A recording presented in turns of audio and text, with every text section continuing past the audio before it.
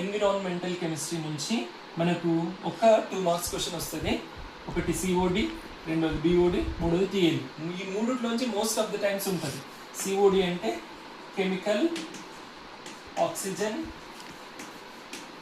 Demand, okay. BOD అంటే biological or biochemical అంటే biochemical oxygen demand. TLV అంటే threshold limit value, okay. So what is threshold limit value అంటే, for example ఒక healthy 70 kg man నేనున్నా అనుకుందాం. నేను healthy ఉన్నా, యంగ్ ఉన్నా, 70 kgs ఉన్నా.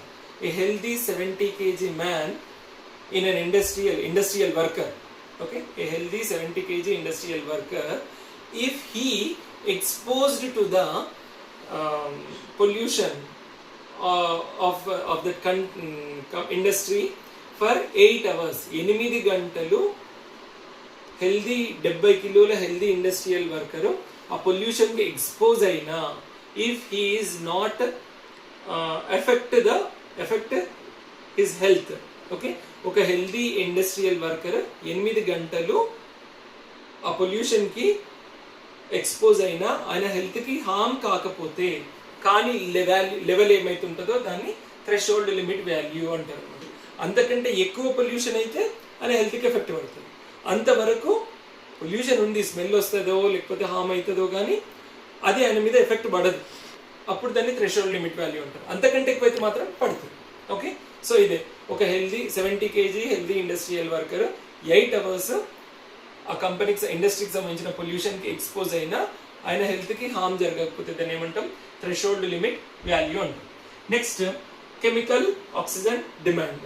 మన సీవేజ్ వాటర్లో డిజాల్వ్ అయి ఉన్న కెమికల్స్ని ఆక్సిడైజ్ చేయడానికి ఎంత ఆక్సిజన్ కన్జ్యూమ్ అవుతుందో దాన్ని కెమికల్ ఆక్సిజన్ డిమాండ్ అంటాం. అంటే ఎంత ఎక్కువ ఆక్సిజన్ కన్జ్యూమ్ అయితే అంత కెమికల్లీ పొల్యూటెడ్ అనమాట, అంత హార్మ్ఫుల్ యూజ్ చేయడానికి మనకు. కాబట్టి కెమికల్ ఆక్సిజన్ డిమాండ్ ఎంత ఎక్కువ ఉంటే అంత పొల్యూటెడ్ వాటర్. అట్లానే biological or biochemical oxygen demand అంటాం. బయోలాజికల్ ఆక్సిజన్ డిమాండ్లో ఏంటంటే సీవేజ్ వాటర్లో ఉండే మైక్రో ఆర్గానిజమ్స్ ఉంటాయి కదా, ఆ మైక్రో ఆర్గానిజమ్స్కి ఆక్సిజన్ కన్జ్యూమ్ అవుతుంది కదా. ఎంత ఎక్కువ ఆక్సిజన్ కన్జ్యూమ్ అయితే అంత ఎక్కువ మైక్రో ఆర్గానిజమ్స్ ఉన్నట్టు. సో ఆ మైక్రో ఆర్గానిజమ్స్ కోసం కన్జ్యూమ్ అయ్యే ఆక్సిజన్ని మనం బయోలాజికల్ ఆక్సిజన్ డిమాండ్ అని పిలుస్తాం, ఓకే. ఈ బయోకెమికల్ ఆక్సిజన్ డిమాండ్ వల్ల ఎన్ని ఎక్కువ మైక్రో ఆర్గానిజమ్స్ ఉన్నాయి, ఎంత హార్మ్ఫుల్ వాటర్ ఇవి అనేది మనకు తెలుస్తుంది అన్నమాట. ఈ సిఓడి, బిఓడి, టిఎల్బి ఈ మూడిట్లో ఒకటి వస్తుంది. ఒకవేళ ఈ మూడిట్లో ఒకటి రాలేదనుకో, what are acid rains, what are the consequences of acid rains అని అడుగుతాం. యాసిడ్ రైన్ అంటే ఏంటంటే, నార్మల్లీ రెయిన్ వాటర్ ఏదైతుందో దాని pH వాల్యూ గ్రేటర్ దాన్ 5.6 ఉంటుంది. 5.6 to 7 మధ్యన ఉంటుంది. So rain water pH value 5.6 to 7 అంటే ప్యూర్ వాటర్ pH వాల్యూ ఎంత 7.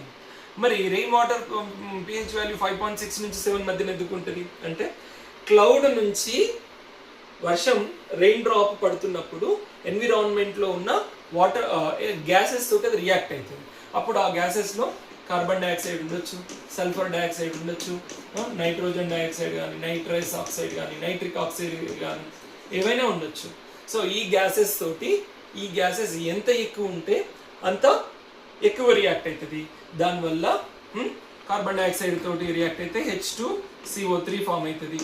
సల్ఫర్ డైఆక్సైడ్ తోటి అయితే HSO3 కానీ, HSO2SO4 కానీ, నైట్రోజన్ తోటి అయితే HNO2 కానీ, nitrous acid, nitric acid HNO3 form కావడం కానీ జరుగుతుంది అన్నమాట. సో ఇట్లాంటి గ్యాసెస్ ఎంత ఎక్కువ మోతాదులో ఉంటే అంత ఎక్కువ రియాక్ట్ అవుతుంది, అంత ఎక్కువ అసిడిక్ నేచర్ ఉంటుంది, అంత ఎక్కువ pH వాల్యూ తగ్గుతుంటుంది. సో 5.6 వరకు యాక్సెప్టబులే. కానీ if it is having less than 5.6 pH value, the rain is called acid rain. So environmental pollution ఎంత ఎక్కువైతే ఎన్విరాన్మెంట్లో అంత ఎక్కువగా ఈ గ్యాసెస్ ఉంటాయి. ఈ గ్యాసెస్ ఎంత ఎక్కువ ఉంటే రెయిన్ వాటర్ తోటి అంత ఎక్కువ రియాక్ట్ అయ్యి అందులో ఈ యాసిడ్స్ ఫామ్ అవుతాయి. అవి ఎంత ఎక్కువ ఫామ్ అయితే దాని pH వాల్యూ అంత 5.6 కంటే తగ్గుతుంది. ఎంత తగ్గితే ఆ రెయిన్ అంత అసిడిక్ రెయిన్ అవుతుంది. ఇది యాసిడ్ రెయిన్ డెఫినేషన్. మరి కాన్సిక్వెన్సెస్ ఏంటి? చెట్లకి హార్మ్ఫుల్, మనము యూజ్ చేస్తే మనకు స్కిన్ డిసీజెస్ వస్తాయి, మనకు హార్మ్ అవుతుంది. And aquatic animal life pH sensitive ఉంటాయి. అక్వాటిక్ యానిమల్స్ లైఫ్ సస్టైన్ కావడం చాలా హార్మ్ఫుల్, టక్కున చనిపోయే ఛాన్సెస్ ఉన్నాయి. Okay, next greenhouse effect.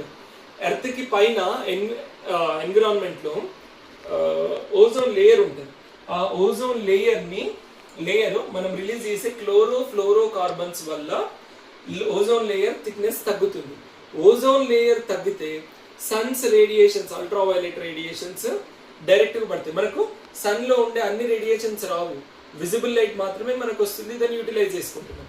Ozone layer మిగతా వాటిని అన్నింటినీ అబ్జర్వ్ చేసుకుంటుంది. దానివల్ల మనం సేఫ్ అనమాట. ఒకవేళ ఈ ఓజోన్ లేయర్ థిక్నెస్ తగ్గింది అనుకోండి, ఎఫెక్ట్ మన మీద పడుతుంది. So that is called greenhouse effect. Ozone layer thickness తగ్గకుండా ఉండాలి. Okay, next global warming. ఎన్విరాన్మెంట్లో ఈ కార్బన్ డైఆక్సైడ్ పర్సెంటేజ్ ఎంత పెరిగితే, ఈ గ్యాసెస్ పర్సెంటేజ్ ఎంత పెరిగితే టెంపరేచర్ అంత ఎక్కువ అవుతుంది. దానివల్ల ఎర్త్ పైన lifes, plants and animals sustain కావడం కష్టమవుతుంది. That is called global warming.